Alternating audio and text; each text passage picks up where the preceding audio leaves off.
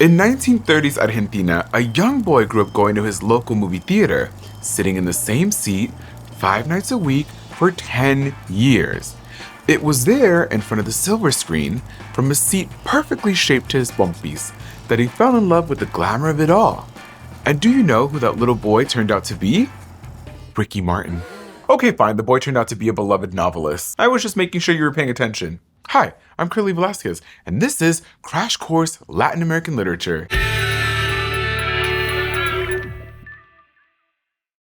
Does art imitate life, or does life imitate art?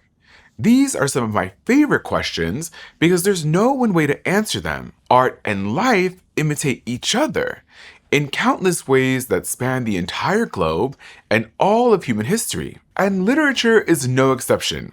It's influenced by history, politics, science, even other kinds of art. And on the flip side, literature influences life and culture right back. So today we'll zoom in and look at one very special relationship, the one between film and literature. You've probably seen your share of book-to-screen adaptations, the good, the bad, and the ugly. But it's not a one-way street. What's often considered far less is the way that movies show up in books. Which brings me back to that little boy in the theater. His name was Manuel Puig, and he went on to become a huge name in Latin American literature after his filmmaking career flopped. But despite switching from film to books, he found a way to meld the two by infusing his love for cinema into many of his novels. It's time for the Curly Notes. Puig's novel El beso de la mujer araña, The Kiss of the Spider Woman, is set in 1970s Buenos Aires and tells the story of two men sharing a prison cell. Valentin, a political prisoner, and Molina, a gay man arrested for allegedly corrupting a minor.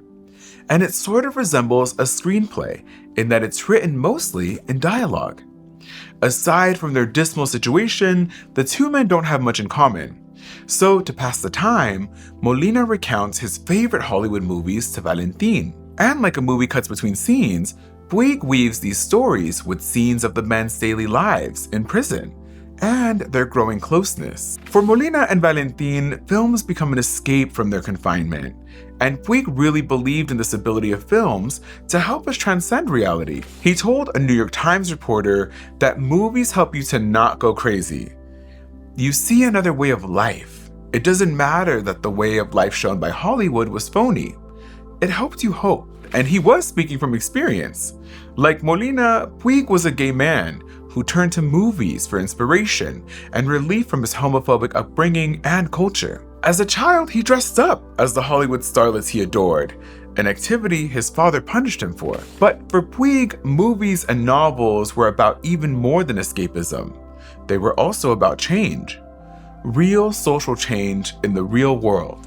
Kiss of the Spider Woman was published in 1976, the same year that he left Argentina in exile, and it was immediately censored by the military dictatorship it boldly critiqued. The Uruguayan-American author Caro de Robertis writes that Kiss of the Spider Woman was the first Latin American novel to directly link political liberation with the dignity of queer love. Two men in a room talking to each other becomes a microcosm of a dialogue that the culture desperately needs to have with itself, without which no one will be free. And to tie it all in a bow, Kiss of the Spider Woman has been adapted to film twice. And total humble brag, my friend Johnathan is in the remake with J-Lo. But Puig was far from the only Latin American author to take meaning and inspiration from movies. In fact, Chilean writers Alberto Fuguet and Sergio Gomez started a whole pop culture-inspired literary movement in the 90s. The story behind it, it's brilliant! But it's also petty, my favorite combination.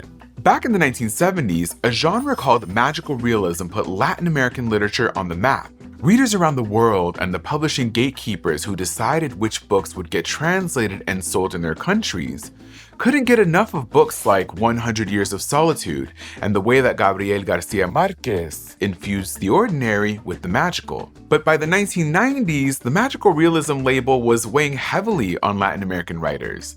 It painted only one image of Latin America, and it was how they were all expected to write. Fuguet ran into this conflict head-on, As the story goes, he received a pretty brutal rejection from a US editor who dismissed his work because it didn't engage with magical realism, shunned Marquez, and challenged the idea that in Latin American literature, everyone wears sombreros and lives in trees. Fuguet's words, not mine.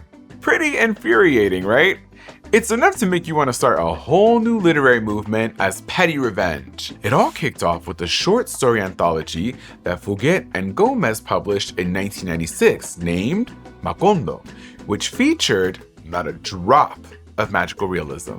McOndo, which became the name of a literary movement, was a reaction to the assumption that Latin American literature could be boiled down to one thing. But it wasn't a mere refusal of what came before them. It was an expansion of what Latin American lit could look like. Rather than telling stories of yellow flowers raining down from the sky, McOndo literature was devoted to exploring gritty, modern-day realism with pop culture references and hallmarks of the modern urban experience. Even the name, McOndo, is a pun on Garcia Marquez's legendary McOndo, the setting of 100 Years of Solitude. Fuguet writes, in McOndo, there's McDonald's, Mac computers, and condos. In other words, nothing magical, but the stuff of everyday culture. And as the poet Beyonce says, the best revenge is your paper. The McOndo movement led to some incredible work, like Fuguet's 2002 novel, Las Películas de mi Vida, The Movies of My Life. It's written from the point of view of a seismologist, Beltrán Soler, as he looks back on his life through the lens of movies. Fuguet divides the middle section of the novel into 50 chapters, each dedicated to a specific film and moment in Beltrán's youth. Dumbo is the backdrop for his fears of maternal abandonment. Close Encounters of the Third Kind explores complex feelings towards his father. Oliver encompasses the family's struggles with homelessness. B-movie disaster films underscore his journey to his chosen profession. And Soylent Green is a vehicle for understanding Beltrán's shock at moving back to Chile from Southern California. These cultural touchstones not only help Beltrán make sense of his life, but they bring us into his world, acting as a sort of shortcut to emotional and thematic understanding. And for readers like me, pop culture references in books can help us relate more deeply to the story. Characters who watch the same movies I do feel familiar, even if their situations and storylines aren't. Like the protagonist of Clarice Lispector's novel, The Hour of the Star, is obsessed with Marilyn Monroe, kind of like how I'm obsessed with Selena. We get each other. But like I said at the start, all of this artistic and cultural exchange, it doesn't just flow in one direction. Books are a huge source of inspiration for filmmakers too, sometimes indirectly, like how Christopher Nolan cited Jorge Luis Borges as an inspiration behind his blockbuster film Inception, and sometimes directly, like when a filmmaker adapts an author's text for the screen. Now, if you've ever found yourself in a heated debate about which did it better, the book or the movie, I feel you. A bad adaptation of a beloved text is one of my biggest pet peeves. But I'm also not a reader who demands word-for-word faithfulness in an adaptation. Because when you're adapting a written work into a film, it's more about capturing a vibe. The translator, Roz Schwartz, likens it to translating a text from one language to another. The goal isn't literal accuracy, it's to distill the spirit of the original. Few adaptations are more vibey than Blow Up, Michelangelo Antonioni's take on Julio Cortázar's short story Las Babas del Diablo, The Devil's Drool. It's set in the swinging London of the 1960s and follows a fashion photographer named Thomas who maybe catches a crime on camera. And a lot changed in the move from page to screen.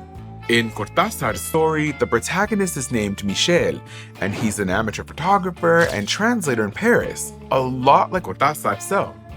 And what he accidentally captures on camera is a much different act. But at their core, both stories are exploring the photographer's relationship with reality. As one film critic put it, the scenes that appear in the movie but not the book further entrench Cortázar's ideas, but with Antonioni's flair.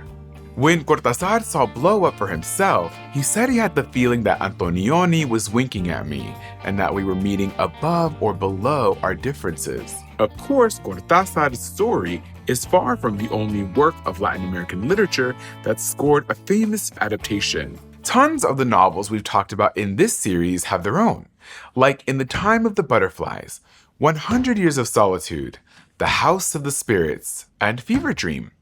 So keep your popcorn buttered for Latin American movie night. Literature, like all art, reflects our culture back at us, but it also helps us make new culture. The stories around us help us understand, process, critique, and even escape from our realities. But they also help us understand ourselves, who we are now, and who we might someday be. Next time, we'll wrap up the series by exploring how literature creates community, from writers to translators to readers like you.